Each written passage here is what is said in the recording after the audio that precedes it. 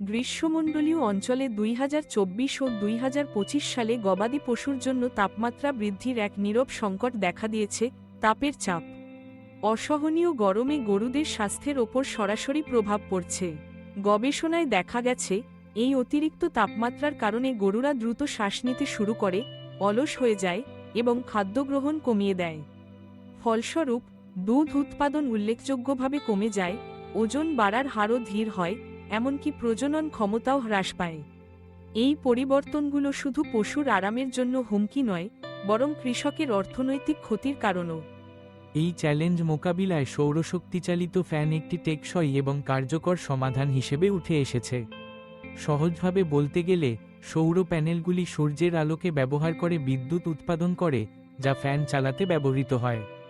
ফলে ফ্যানগুলি সারাদিন গরুর আশেপাশে শীতল বাতাস সরবরাহ করতে পারে, এমনকি বিদ্যুৎ সংযোগ না থাকলেও। বাস্তবে দেখা গেছে, এই ফ্যান ব্যবহারে গরুদের আরাম অনেকাংশে বৃদ্ধি পেয়েছে এবং তাদের স্বাস্থ্যের উন্নতি হয়েছে। কৃষকদের জন্য সৌর ফ্যান শুধু আরামই নয়, দীর্ঘমেয়াদে খরচ কমানোর সুযোগও নিয়ে এসেছে। বিদ্যুৎ বিল কমে গেছে, কারণ ফ্যান চালাতে কোনো অতিরিক্ত বিদ্যুৎ লাগে না।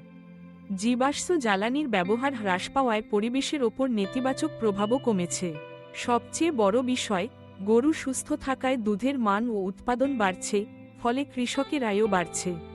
সৌর ফ্যান স্থাপন করা সহজ। সাধারণ কিছু যন্ত্রপাতি ও সঠিক স্থানে ফ্যান বসালেই সর্বাধিক বায়ু প্রবাহ নিশ্চিত করা যায়। রক্ষণাবেক্ষণও সহজ, শুধু নিয়মিত পরিষ্কার এবং মাঝে মাঝে পরীক্ষা করলেই দীর্ঘদিন ফ্যান সচল থাকে। ভবিষ্যতের জন্য কৃষকদের আরও বেশি করে এ ধরনের টেকসই প্রযুক্তি গ্রহণে এগিয়ে আসা উচিত।